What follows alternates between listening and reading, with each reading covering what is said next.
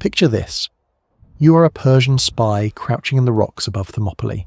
It is 480 BC. You have been sent to assess the terrifying Spartan army that blocks your path. You expect to see iron walls and giants sharpening blades. Instead, you see men sitting in the dirt, naked, carefully combing their long hair and oiling their skin. You run back to King Xerxes and report that the enemy is acting like women at a spa. Xerxes laughs. He thinks they are insane, but standing next to him is an exiled Spartan king who isn't laughing. He turns to the great king and whispers the terrifying truth. The Spartans do not groom themselves for vanity. They only fix their hair when they know they're about to die. What you saw wasn't a leisure activity. It was a funeral rite. Those men aren't planning to survive the week. Before diving into these forgotten stories of survival and suffering, if you enjoy learning about the hidden truths of history, consider hitting that like button and subscribing for more content like this. And please comment below to let me know where you're listening from. I find it incredible that we're exploring these ancient stories together from different parts of the world, connected across time and space by our shared curiosity about the past. The truth is, those 300 men were never supposed to be there. In Sparta, it was the season of the Carneia, a religious festival where warfare was strictly forbidden. To march an army during the Carneia was a crime against the gods, punishable by death or exile. The Spartan government refused to mobilize. They told the rest of Greece to wait for the full moon. But King Leonidas knew the Persians wouldn't wait. He knew if he followed the law, Greece would burn. So he found a loophole. He couldn't take the army, but he could take a personal bodyguard. He dismissed the young elite cadets who usually held this honor. Instead, he handpicked 300 older veterans. He had only one requirement for this mission, a detail that proves this was a suicide run from the start.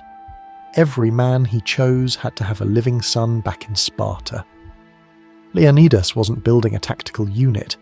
He was ensuring that when these men died, their family lines wouldn't die with them. When he left his wife, Queen Gorgo, she didn't ask him to come back safe. She asked for his final orders. He didn't say, "I love you." He said, "Marry a good man and have good children." He was already gone. They marched north to the Hot Gates, a narrow pass where the mountains crash into the sea. There, they joined a coalition of about 7,000 other Greeks. It sounds like a lot until you look at what was coming.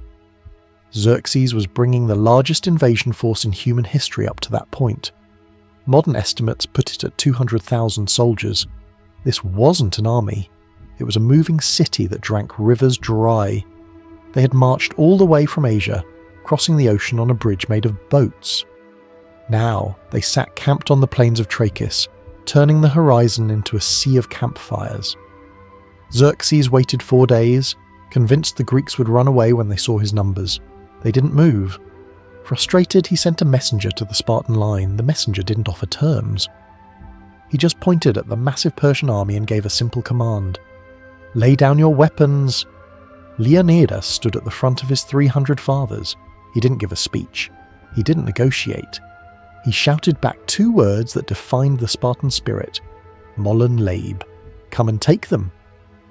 To understand why Leonidas's defiance was so shocking, you have to understand exactly what he was yelling at. We often picture the Persian army in movies as a disorganized mob of slaves driven by whips. That is a complete fabrication. The force staring down the Spartans was the most sophisticated, wealthy, and technologically advanced military machine the world had ever seen. Herodotus, the Greek historian, claimed Xerxes brought over 2 million men, and that when they stopped for lunch they drank entire rivers dry.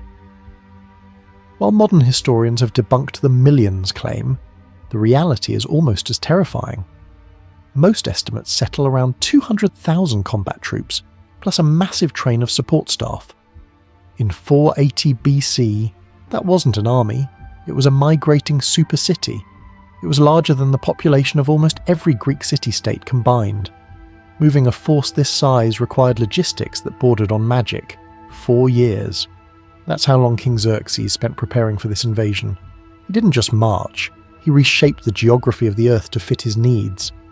When his fleet faced a dangerous peninsula at Mount Athos, a place where a previous Persian fleet had been destroyed by storms, Xerxes didn't risk it again. He ordered his engineers to dig a canal straight through the land.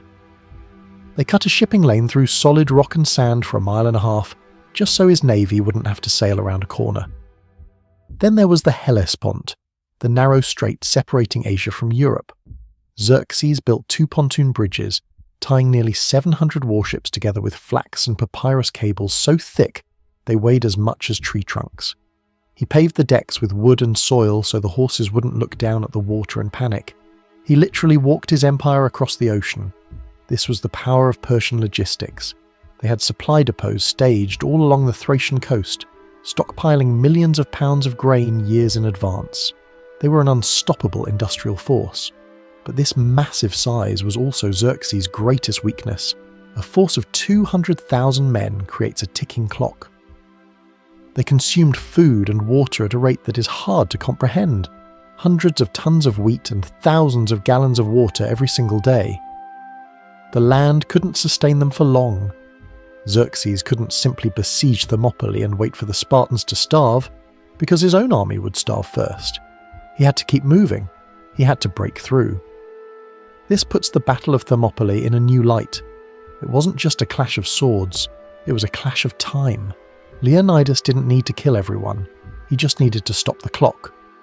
Every hour the Spartans held the pass was an hour the Persian beast grew hungrier, thirstier, and more desperate. Xerxes knew this. Sitting on his throne, watching the tiny line of Greeks blocking his multinational steamroller, he must have felt a mix of rage and anxiety. He had the numbers, he had the engineering, and he had the God-given right to rule. But he was stuck in a bottleneck. He ordered the assault. He didn't send the elite troops first. He sent the Medes and the Scythians, conscripted soldiers from the fringes of the empire. Many were lightly armoured, carrying wicker shields and short spears. They were brave men, but they were about to be fed into a meat grinder designed specifically to destroy them. The massive Persian Ocean was about to funnel into a space no wider than a country lane. The logistics that got them there no longer mattered. The engineering didn't matter. The money didn't matter. Now it was just geometry. Leonidas did not choose this battlefield by accident. In the ancient world, geography was destiny, and Thermopylae was a masterpiece of defensive selection. In Greek, Thermopylae means the hot gates. The name comes from the natural sulphur springs that bubbled up from the foot of the mountains, filling the air with the smell of rotten eggs and steam. To the superstitious soldiers marching toward it, it must have looked and smelled like the entrance to the underworld. But strategically it was a choke point. In 480 BC, the coastline was different than it is today. Back then, the sediment hadn't yet pushed the sea back. The pass was incredibly narrow, a strip of land sandwiched between the vertical limestone cliffs of Mount Kallidromus on one side and the Malian Gulf on the other. At the middle gate, the point where the Greeks rebuilt the old Phocian wall, the passage was only about 50 feet wide. This 50 feet of dirt is the most important character in this story. It is the reason the battle happened at all. In military theory, this is called a force multiplier. It didn't matter that Xerxes had 200,000 men. It didn't matter that he had cavalry, chariots, and archers.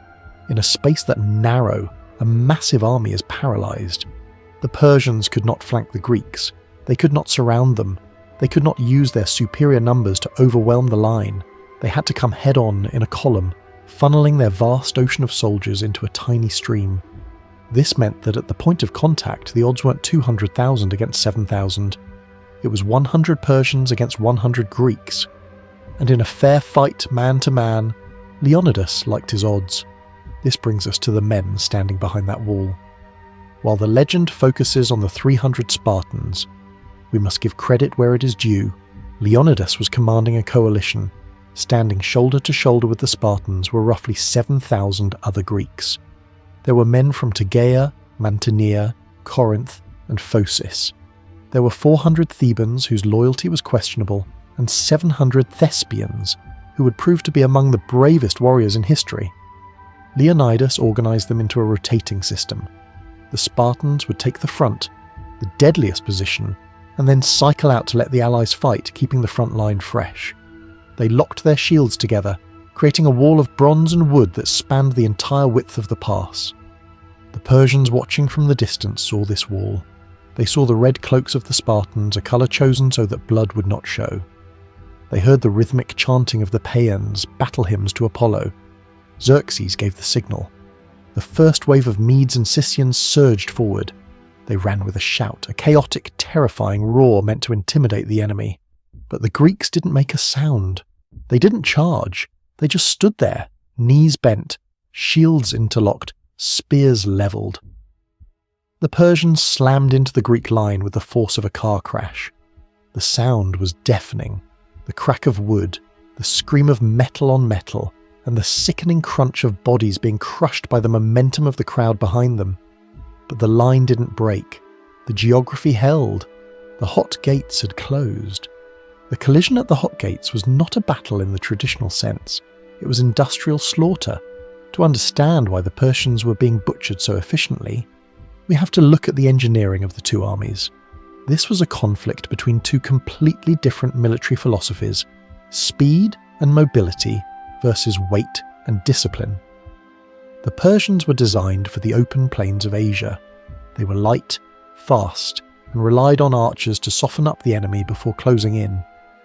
Their armour was made of quilted linen or fish-scale iron sewn onto leather. Their shields were made of wicker, woven branches that could stop an arrow but were useless against a heavy strike. Their spears were short and their swords were daggers. They were built to chase down fleeing enemies, not to crack open a metal shell. The Greeks, and specifically the Spartans, were built for one thing: the collision. They were hoplites, named after the hoplon, a massive, concave shield made of wood and covered in a thin layer of bronze. It weighed nearly 20 pounds. When a Spartan stood in formation, his shield covered his own left side and the right side of the man next to him. This interlocking design meant that the phalanx was only as strong as the bond between the men. If one man ran, the wall broke. But Spartans did not run. As the Medes crashed into this wall, they discovered the terrifying geometry of the phalanx. The Spartans were fighting with the dory, a spear 7 to 9 feet long. The Persian weapons were significantly shorter. The result was mathematical. The Persians were dying before they could even get within striking distance of the Greeks. Imagine being in that front line of the Persian attack. You are pushing forward, driven by the weight of thousands of men behind you, but you can't reach the enemy. All you see is a wall of bronze shields with no gaps, and out of that wall, row upon row of spear points are stabbing with the rhythmic precision of a sewing machine. You grab a spear shaft to break it, and the Spartan simply switches to the secondary weapon on the other end of the spear, the sauriter, or lizard killer, a bronze spike used to finish off the wounded on the ground.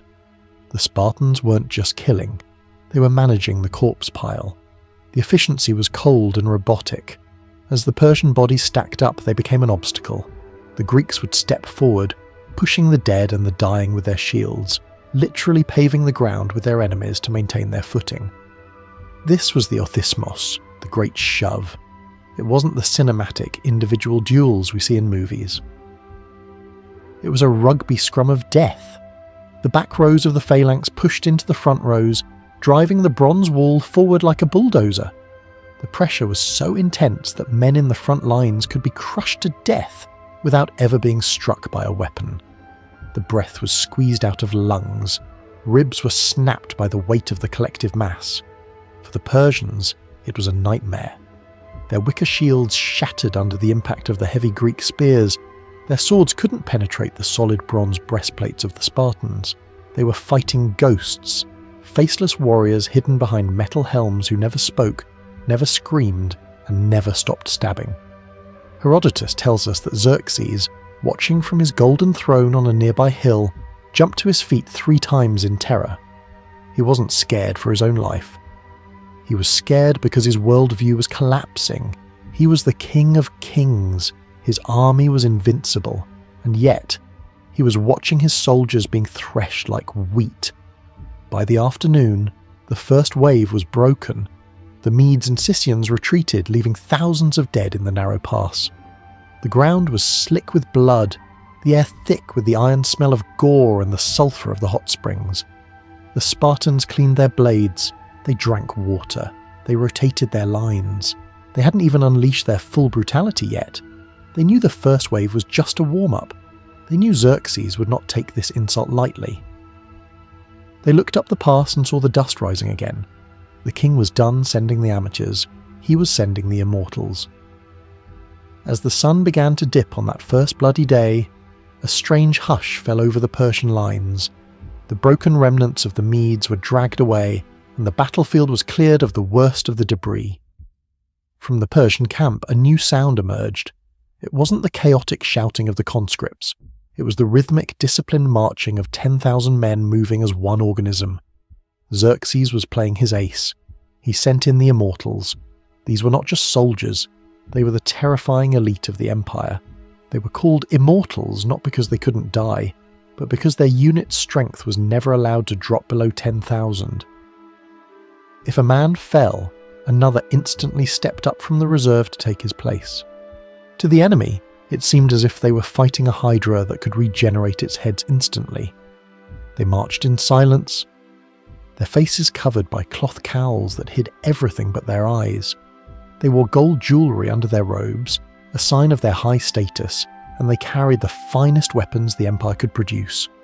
They were the emperor's personal shadows, the men who had conquered the known world. Xerxes sat back on his throne, confident that this would be the end of it. The Spartans were tired, covered in gore, and dehydration was setting in. The immortals would simply walk over them. But as the elites closed in on the hot gates, they ran into the same physics problem that had destroyed the conscripts. The immortals were masters of open-field maneuverability. They were trained to dance around an enemy, to use flexibility and speed, but inside the pass there was no room to dance. The Spartans saw them coming and realized these men were dangerous. The immortals were heavier than the Medes, better armored with iron scales beneath their colorful tunics, but they still carried shorter spears and wicker shields. The technological gap remained. When the two elite forces collided, the result was a grinding stalemate. The immortals threw themselves at the bronze wall with suicidal bravery. They grabbed the Spartan spears with their bare hands, trying to snap the wood. They tried to crawl under the shields to hamstring the Greeks, but the phalanx was a machine designed to reject foreign objects. The Spartans stabbed, pushed, and stepped forward, their heavy shields smashing into the faces of the Persian elite. Then the Spartans did something that looked like a disaster. They broke. Suddenly the Greek line shattered. The Spartans turned their backs and began to run in a panicked, disorganized mob toward the rear of the pass.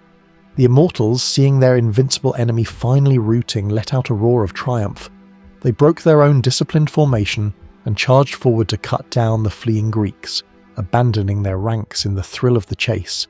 It was a trap. This was a maneuver that required nerves of steel and absolute trust in your commander. Running away with your back exposed is the most dangerous thing a soldier can do. But at a silent signal, the fleeing Spartans planted their feet, spun around 180 degrees in unison, and lowered their spears. The immortals, now a disorganized crowd running at full speed, ran straight into a fresh wall of spear points. The slaughter was catastrophic. The momentum of the Persian charge was turned against them. Caught off balance, out of formation, and unable to stop, they were impaled by the dozens. The Spartans butchered them with mechanical efficiency. This happened not once, but multiple times. The Spartans played with the immortals, using their own aggression against them. It was a masterclass in psychological warfare. They proved that discipline, not numbers, wins battles. By evening, the immortals were retreating. The psychological impact on the Persian army was devastating. These were the gods of war, the untouchables, and they had been beaten by a group of tired old men. That night, the mood in the Persian camp was funereal. Xerxes was no longer jumping from his throne. He was paralyzed by indecision. He had thrown his sheer mass at the Greeks, and it failed. He had thrown his best elites at the Greeks, and they failed. He was running out of options, but while the Spartans celebrated their impossible victory, cleaning their wounds and eating their meagre rations, a tragedy was unfolding in the darkness above them. The Greeks had won the battle of tactics, but they were about to lose the battle of information. A local man named Ephialtes was making his way to the Persian camp. He wasn't a warrior, he wasn't a general, he was a shepherd. and he carried a secret that was worth more than 100,000 soldiers. He knew a way around the wall. History often turns on the smallest of hinges. For 2 days, the entire might of the Persian Empire had been held back by a few thousand men and a clever choice of geography. Xerxes was humiliated. His officers were terrified of his wrath. The invasion of Europe was stalling before it had truly begun. But in the shadows of the Persian camp, a man arrived who would change the fate of the Western world. His name was Ephialtes. In pop culture, Ephialtes is often depicted as a deformed monster, a hunchback rejected by Spartan society. This is a dramatic invention. The historical reality is far more mundane and, in a way, far more disturbing. Ephialtes was a local Greek, a Trachinian shepherd. He wasn't a monster. He was just a man who wanted money. He looked at the slaughter at the hot gates, looked at the desperation of the great king, and saw a business opportunity. He approached Xerxes' generals and told them what they had been praying for. There was a back door. High in the mountains above Thermopylae, there was an old goat track known as the Anapaya Path. It wound through the forests of Mount Calidromus and dropped down behind the Spartan wall. It was steep, difficult, and hidden by thick oak forests, but it was passable. For a bag of gold, Ephialtes offered to guide the Persians through the darkness. Xerxes didn't hesitate. Under the cover of night, he detached the immortals, the same men who'd been humiliated hours earlier, and sent them up the mountain. Imagine the tension of that climb. Thousands of Persian soldiers moving in the pitch black, guided by a traitor. The path was covered in dry oak leaves. Herodotus gives us a chilling auditory detail. The air was so still that the sound of thousands of feet crunching on the dry leaves sounded like a roaring wind moving through the trees. Up on the mountain, Leonidas had stationed 1,000 Phocian hoplites to guard this exact route. He had anticipated the flank. These men were supposed to be the cork in the bottle. If they held the path, the Spartans below were safe. But as the Phocians heard the crunching of leaves and saw the torches of the immortals emerging from the woods, they made a catastrophic mistake. The Phocian commander saw the massive Persian column and assumed the immortals were coming to attack them.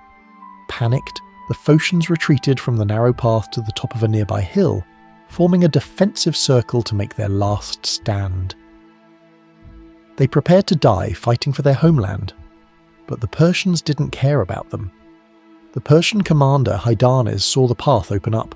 He ordered his archers to fire a few volleys to keep the Phocians pinned down, and then simply marched his army past them. He ignored the Phocians completely. It was a tactical blunder of epic proportions. By retreating to a better defensive position, the Phocians had inadvertently opened the door to Greece. They stood on their hill, weapons ready, watching in horror as the immortals streamed past them, disappearing down the trail toward the sea, toward the rear of the Spartan line. Down below in the pre-dawn light, the camp runners rushed to Leonidas' tent. The news was grim. The seers had examined the entrails of the sacrifice and predicted death. Lookouts ran in breathless. The Persians are behind us. The pincer had closed. The geography that had been their greatest weapon had just been turned against them. The hot gates were no longer a shield, they were a tomb. Dawn, day 3. The air was cold, but the news was colder. Scouts came stumbling into the Greek camp, breathless and pale. The immortals were descending the mountain. The trap had snapped shut. Leonidas called a final council of war. He looked at the faces of his allies, men from Corinth, Arcadia and Mycenae. They had fought bravely, but now staying meant certain death. Leonidas did something that proves he was a strategist, not just a warrior. He didn't demand they die with him. He ordered them to leave. He knew that Greece would need every sword for the battles to come. There was no point in throwing away 7,000 lives when 3,000 would serve the same purpose. He told them to retreat south, to regroup, to protect their cities. But Leonidas himself could not leave. Spartan law was explicit. Retreat was not an option. A Spartan king did not run. Moreover, there was a prophecy from the Oracle of Delphi given months earlier. Either your glorious city will be sacked by the Persians, or the Lacedaemonians will mourn the death of a king. Leonidas chose to be the sacrifice that saved his city. However, the history books and the movies often stop there. They tell us that 300 Spartans stood alone. This is the greatest injustice of the Thermopylae legend. When the dust of the retreating allies settled, Leonidas looked around and saw that he was not alone. 700 men from the city of Thespiae, led by their general Demophilus, refused to obey the order to retreat. We must pause to appreciate the Thespians. The Spartans were bred for war. They were fulfilling a lifetime of indoctrination. The Thespians were not. They were citizens, farmers, and craftsmen. They had no law forcing them to stay. They had no prophecy. Their city was not safe behind the Spartan peninsula. It lay directly in the path of the Persian army. By staying, they were essentially guaranteeing that their hometown would be burned to the ground. Yet, they stayed. They chose to stand and die beside the Spartans simply because they believed it was the right thing to do. There were also 400 Thebans, though history is divided on whether they stayed as volunteers or as hostages to ensure Thebes' loyalty. And we must not forget the Helots, the Spartan servants and light infantry, who likely stood and died in the hundreds, unrecorded by history. So, it wasn't 300 against the world, it was roughly 1,500 men facing a tsunami. As the sun rose, the realization settled over the camp. There would be no rotations today, no relief, no sleep. Leonidas gathered his men. He didn't offer them hope. He didn't promise a miracle. He offered them clarity. According to legend, he turned to his comrades and delivered one of the most badass lines in military history. He didn't tell them to pray, he told them to eat. Eat a good breakfast, men, for tonight we dine in Hades. It was a grim joke, a dark acceptance of their reality. They weren't fighting for survival anymore. They were fighting for the body count. The goal had shifted from holding the past to inflicting maximum trauma on the enemy psyche. They wanted to make the Persians pay such a high price for these last few yards of dirt that they would never forget the name of Sparta. The shields were tightened. The last drops of water were shared. The 300 Spartans, the 700 Thespians, and the 400 Thebans turned to face the Persian Ocean one last time. On the third day, the sun rose on a different kind of army. The Spartans and Thespians knew they were surrounded. The tactical game was over. There was no longer a need to hold the line or preserve energy. There was only one objective left: to take as many Persians with them as possible before the end. Leonidas ordered the men to leave the safety of the narrow Phocian wall. They marched out into the wider part of the pass, a suicidal move that allowed them to engage more enemies at once. They didn't wait for the Persians to attack. They charged. This wasn't a phalanx anymore, it was a brawl. The Greeks crashed into the Persian lines with the fury of men who have already accepted their own deaths. They drove the Persians back, toppling them into the sea, trampling them into the mud. Herodotus tells us that the Persian commanders had to stand behind their own troops with whips, lashing them to force them forward against the Greek demons. In this initial furious charge, the inevitable happened. Leonidas, king of Sparta, was struck down. In Hollywood, the hero usually dies last alone after a dramatic monologue. History is not so kind. Leonidas likely died early in the final skirmish, pierced by Persian arrows or spears. But his death sparked the most intense moment of the entire battle. In ancient Greek warfare, the body of a king was sacred. To lose it to the enemy was a disgrace worse than defeat. A furious struggle erupted over his corpse. It was a scene straight out of the Iliad. The Spartans, seeing their king fall, surged forward. They didn't fight for ground. They fought for his body. 4 times the Persians tried to drag him away, and 4 times the Greeks drove them back, hacking through piles of enemy dead to retrieve their fallen leader. Against all odds, they succeeded. They dragged Leonidas back to their lines, a final act of loyalty to the man who had led them to hell. But the weapons were failing. The heavy spears Dory had shattered long ago. The men drew their scyphos, short leaf-shaped iron swords designed for close-quarters butchery. They hacked until the blades dulled or snapped, and then the most chilling phase of the battle began. Herodotus writes a sentence that still haunts historians today. When their spears were broken and their swords were gone, the Spartans and Thespians continued to fight with their hands and their teeth, They were tearing at the invaders like wild animals. It was primal, naked violence. They were punching armoured men, strangling them with bare hands and biting into throats. It was a display of ferocity that terrified the Persians. Even with their overwhelming numbers, the Persians stopped charging. They were too afraid to get close to these unarmed, blooded madmen. Slowly, the weight of numbers pushed the surviving Greeks back. They retreated one last time, past the wall, to a small hillock known today as Colonus Hill. They formed a small, tight circle. The immortals arrived from the rear, sealing the trap. The Greeks were completely surrounded. Xerxes had seen enough. He didn't want to lose any more men in hand-to-hand combat against these monsters. He ordered his army to pull back. The archers stepped forward, thousands of them. They raised their bows and blotted out the sun. The end didn't come with a bang. It came with a whisper, the sound of thousands of arrows falling like rain. The last Spartans and Thespians didn't die fighting. They died huddled together, buried under a storm of iron. When the last bowstring snapped and the dust settled, a heavy silence fell over the pass. The hot gates were finally open, but the price of admission had been astronomical. On the small mound of Colonus Hill, the bodies of the last defenders were so thickly covered in arrows that they looked like a strange bristling forest. This isn't just a poetic description. In 1939, archaeologists excavating that exact hill found thousands of bronze Persian arrowheads buried in the soil. You can still see them in museums today, twisted, corroded bits of metal that serve as physical proof of the storm that ended the Spartan resistance. Xerxes walked through the battlefield. The sight must have turned his stomach. While he had won, he had lost an estimated 20,000 men to a force that was a fraction of his size. Among the dead were 2 of his own brothers and many of the empire's highest-ranking nobles. Herodotus tells us that Xerxes was so terrified of his own army seeing the scale of the disaster that he ordered a massive cover-up. He had trenches dug and quickly buried most of his own dead, leaving only about 1,000 visible, trying to trick the rest of the fleet into thinking the victory had been easy. It was the first recorded instance of military propaganda spin in history. But his true fear and rage were reserved for one man. When the Persian soldiers finally identified the body of Leonidas from the pile of corpses, they brought the news to the king. In Persian culture, bravery was highly prized. Usually a valiant enemy king would be treated with honour, his body returned or buried with rites.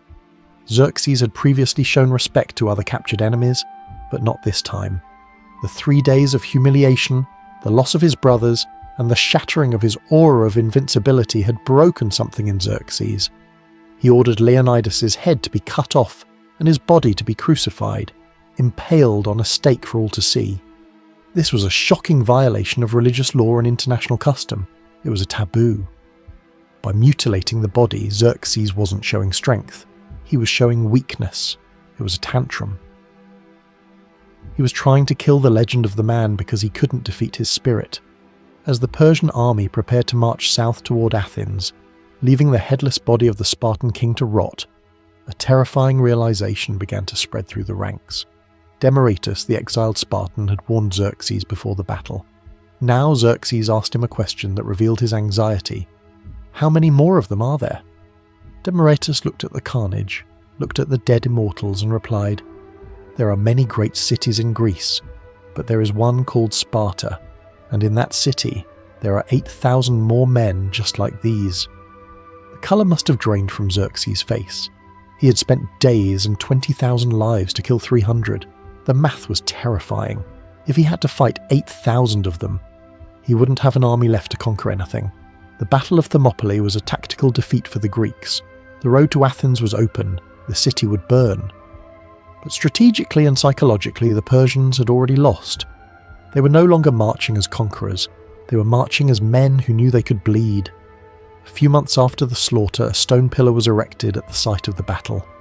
It bore an inscription written by the poet Simonides, a couplet so simple and haunting that it has been memorized by soldiers for 2,500 years. "Go tell the Spartans, stranger passing by, that here obedient to their laws we lie." Thermopylae was by definition a defeat. The pass was lost. Athens was captured and burned to the ground. If the story ended there, Leonidas would be nothing more than a footnote. a foolish king who threw away his life. But the story didn't end there. The 3 days bought by the 300 were the most expensive time in history. They bought just enough time for the Athenians to evacuate their city and for the Greek fleet to regroup. A few weeks later, at the Battle of Salamis, the Greeks broke the back of the Persian navy. And 1 year later, at the Battle of Plataea, the prophecy of Demaratus came true. The Spartans finally mobilized. They didn't send 300 men, they sent thousands. Led by Pausanias, the nephew of Leonidas, the full might of the Spartan war machine smashed the Persian army into the dust. The invasion was over. The sacrifice at the Hot Gates didn't just save a country, it saved an idea. It preserved the fragile experiment of Greek democracy, art, and philosophy, the foundations of what we now call Western civilization. If the Spartans had run, if they had taken the easy way out, the world we live in today might look very different. We remember them not because they won, but because they showed us the ultimate definition of freedom. Freedom isn't just living without chains. It's the ability to look at overwhelming odds, to look at certain death, and still have the will to say no. When Leonidas shouted "Molon Labe," come and take them, he wasn't just talking about his weapons, he was talking about his dignity. He was saying that there are things more valuable than life itself. Today, a modern statue of Leonidas stands at Thermopylae. Underneath his bronze feet, those two words are still carved in stone, a warning to tyrants, a promise to the free, come and take them. If you've stuck with me to the end of this journey, you are clearly someone who values the deep, gritty, and often uncomfortable truths of our past. If this story moved you, please make sure you are subscribed and have the bell notification turned on. I have a lot more forgotten history to uncover with you. And before you go, I have a question for you to answer in the comments. In our modern world, where safety is often prioritized above all else, do you think the Spartan mindset still has a place, or is it a dangerous relic of a violent past? I'll be reading your thoughts below. Thanks for watching, and I'll see you in the next chapter of history.